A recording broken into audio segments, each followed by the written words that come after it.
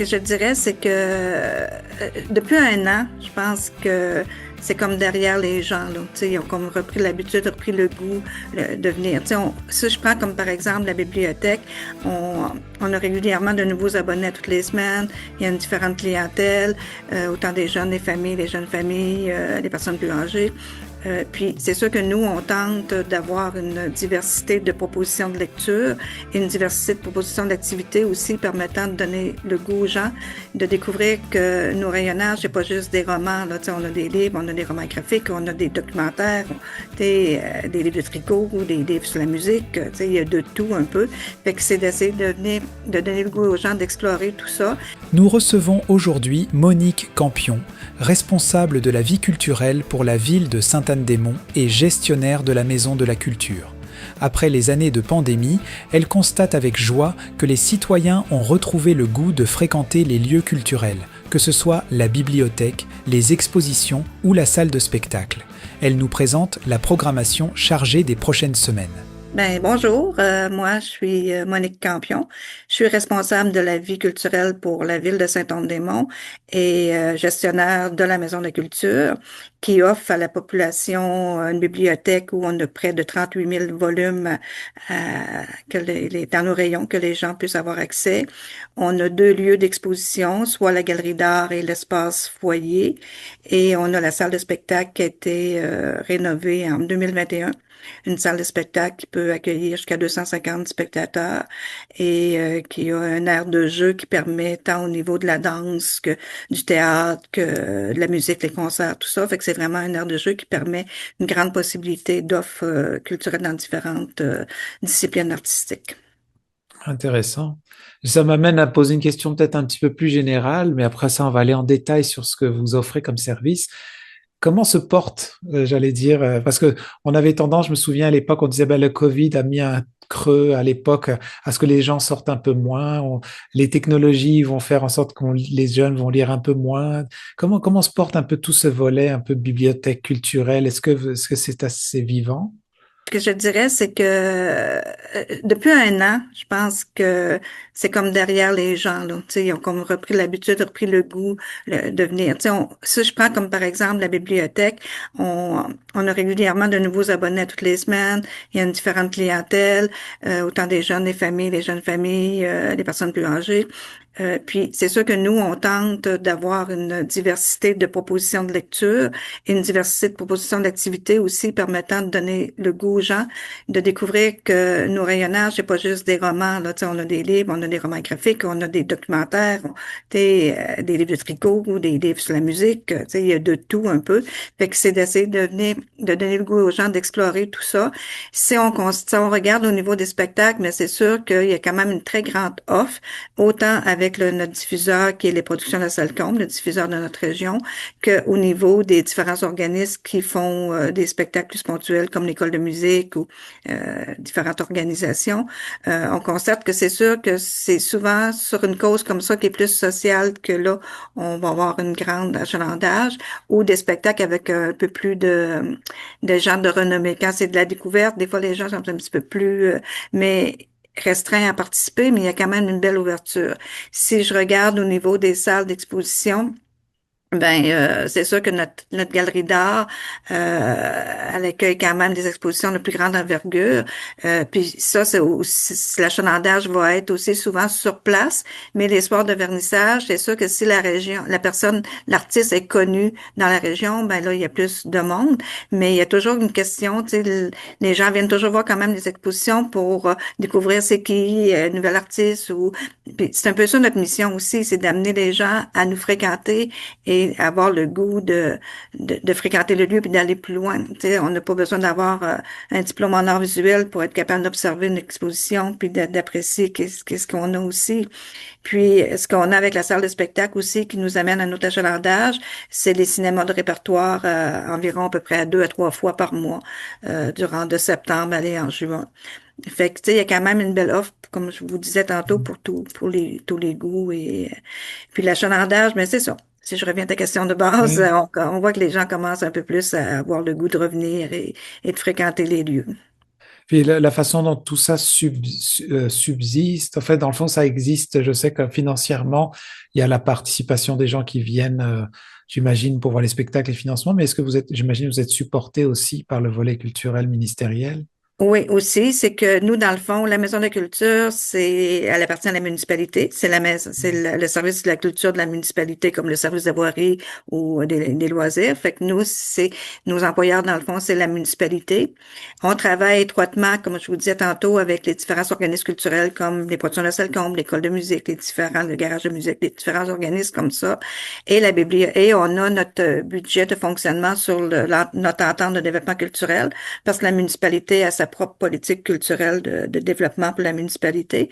Et au niveau de la bibliothèque, on a un soutien du ministère de la Culture et de l'Éducation aussi pour l'achat de volumes pour les bibliothèques publiques autonomes. Fait que c'est un peu avec ça qu'on fonctionne et le budget municipal qui était octroyé pour le développement culturel. D'accord. Alors, avant qu'on parle de ce qui s'en viendrait justement dans à tous ces niveaux-là, je sais que vous venez de terminer la semaine des bibliothèques. Comment ça s'est passé? Est-ce qu'il y a eu des activités, des gens qui ont Oui, on avait participé? des activités pas mal à tous les jours. On a eu une conférence avec Monsieur Jean-Marie Thibault, un historien de Gaspé on l'invite régulièrement parce que c'est un ancien prof d'histoire au Cégep, puis il a une belle façon de communiquer sa matière. Fait que c'est toujours très populaire quand Monsieur Jean-Marie vient. Et on a fait aussi, comme je vous disais, en entrée de jeu, qu'on essaie de montrer qu'une bibliothèque, on a accès à plein de volumes. Fait qu'on a fait deux activités. On a fait un cercle littéraire juste pour que les gens viennent échanger de leur lecture, qu'est-ce qu'ils aiment, les découvertes de nouveaux auteurs, et une activité qu'on a appelée Tricote-placote, où les gens, on a fait une exposition de livres sur le tricot, et les gens sont venus tricoter. Les deux dernières activités, le cercle littéraire et le Tricote-placote, mais les gens nous ont demandé de le refaire régulièrement. Fait que là, on va l'insérer dans notre horaire mensuel, avoir deux après-midi par mois, une qui sert à la discussion autour des livres et un autre que les gens échangent des trucs de tricot et se retrouvent ensemble. Fait que, tu sais, pour revenir à ta question de COVID, on se rend compte que les gens là, ont le goût de se rejoindre et d'être ensemble et d'échanger.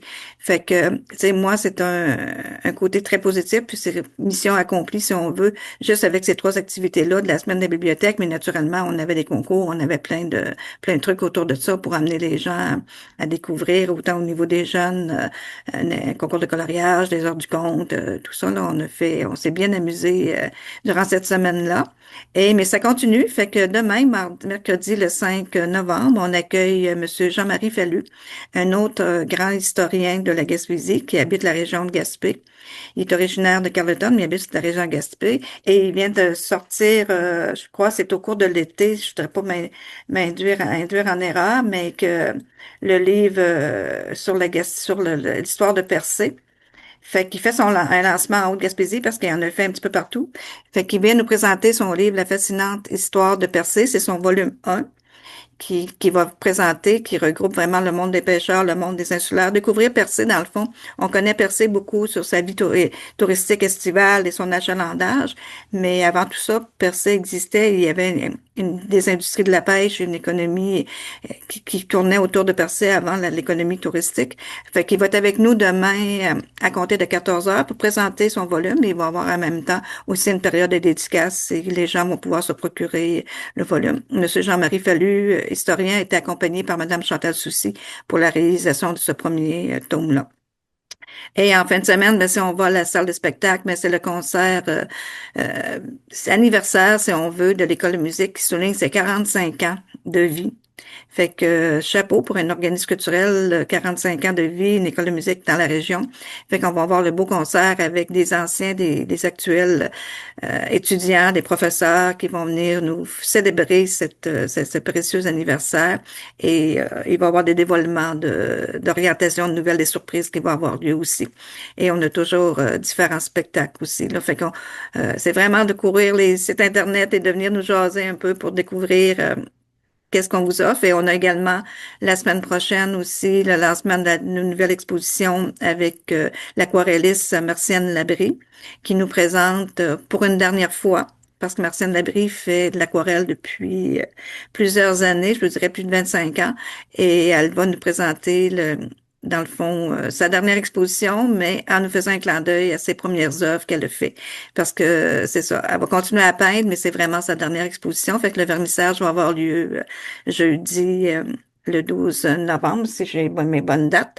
Et jeudi le 13 novembre, pardon. Et c'est ça. Puis elle va collaborer aussi parce que elle veut, c'est une grande personne impliquée dans la communauté. Fait que certaines de ses œuvres, la vente de certaines de ses œuvres seront remis, dont l'argent sera remis à un organisme jeunesse.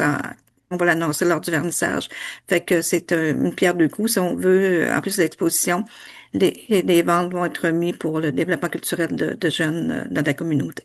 Le cinéma tout le temps, des spectacles familiaux aussi qui vont Ok. avoir lieu en novembre, du théâtre. Il y en a vraiment pour tous les goûts, là. La grosse pièce de théâtre qu'on va accueillir avec les productions de la Salle Comble le 5 décembre, c'est 12 comédiens sur scène, 12 hommes en colère, qui est un classique qui est repris par des comédiens connus aussi qu'on voit à la télé, des comédiens connus qu'on voit moins à la télé, mais qui sont connus au théâtre, parce que c'est comme, tu sais, des fois, les gens ont l'impression que les comédiens font juste de la télé, mais il y a beaucoup de comédiens qui ne font que du théâtre. Et c'est fait que c'est une grosse production qu'on va recevoir au mois de décembre. Fait que c'est une belle façon de découvrir, de vivre des expériences intéressantes aussi au niveau culturel. Des fois, c'est pas parce qu'on connaît pas la prestation qui va être faite qu'on vit pas une belle soirée et on a beaucoup de plaisir. Et le théâtre, ben, en tout cas, moi, personnellement, le théâtre, la danse, je trouve que c'est des disciplines qu'on n'a pas accès souvent. Fait que quand ça se présente en milieu, ben, c'est un bon moment de vivre ces belles soirées-là. Ah, intéressant. Et alors, comment est-ce que on voudrait justement se renseigner? Vous disiez aller voir les sites internet, tout ça. Est-ce qu'il y a une plateforme qui regroupe un peu l'ensemble ou on Ouais, peut... ben c'est sûr que sur la page Facebook de la ville, on publicise toutes les activités qui ont lieu à la ville, dont la Maison de la Culture. La Maison de la Culture a son propre site Internet aussi, on fait maisondeculture.net, les différentes activités. Et pour ce qui concerne le cinéma et les spectacles avec nos diffuseurs reconnus, mais c'est d'aller voir les productions de la Salle Combe et le cinéma Les Jamais Vus, là. Mais si on se promène autour de Maison de la Culture, production de la Salle Combe, ville de Saint-Anne-des-Monts, là, on réussit à avoir accès à tout ce qui se passe dans notre milieu.